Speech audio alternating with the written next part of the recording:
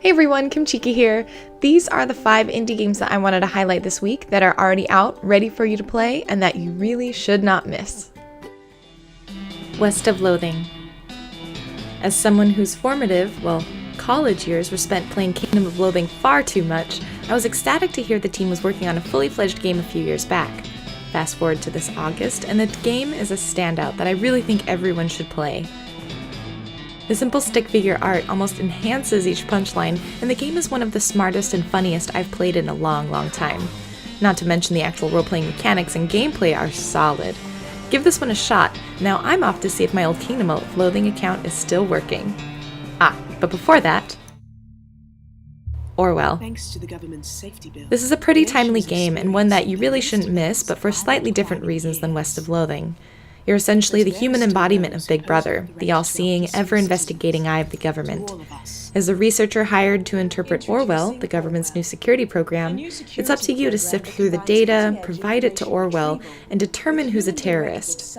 This game asks the question, what is the real price of maintaining national security?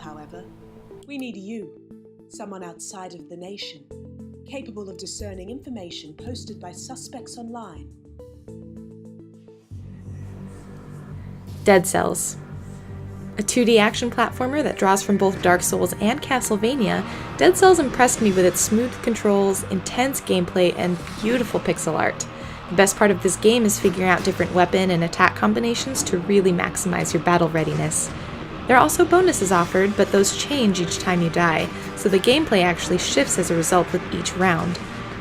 There is permadeath, and it will be devastating and frustrating, but the game provides so many choices for styles of gameplay that it's almost always fun to jump back in and try again, crossing your fingers that this new round will get you deeper into the castle.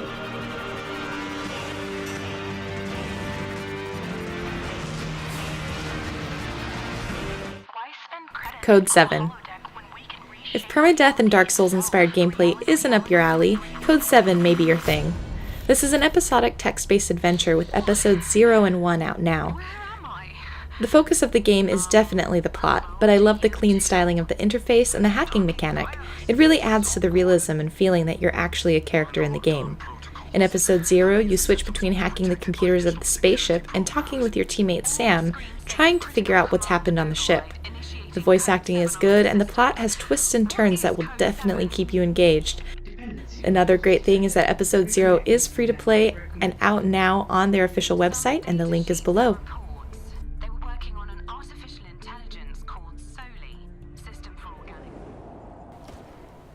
Lawbreakers. I'm not normally a person who enjoys team-based first-person shooters, except for maybe a little bit of Overwatch and Dirty Bomb, but Lawbreakers has changed that for me. Weirdly so, because it's a game where I initially felt like it was made for someone much more like my husband rather than me. It's fast-paced, pretty challenging, and a little bit more realistic than I normally prefer, but it still has a sense of humor. Another level that they add on is the omnidirectional element, a la Attack on Titan, but really, attacks can come from any and all directions, which changes the way that you have to think about a first-person shooter and how you're going to go about your attack.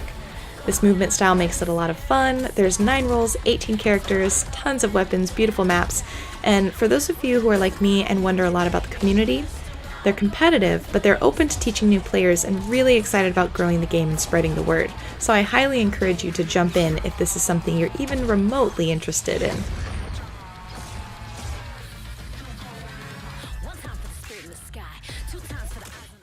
So those are my 5 highlights for this week. We have PAX coming up, so I'm really excited to be able to go and look at the games there, pick some out for you.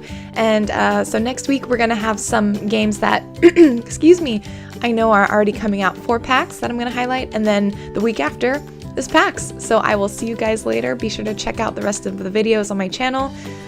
Click like if you enjoyed this, click subscribe if you'd like more, and I will see you guys next time. Bye!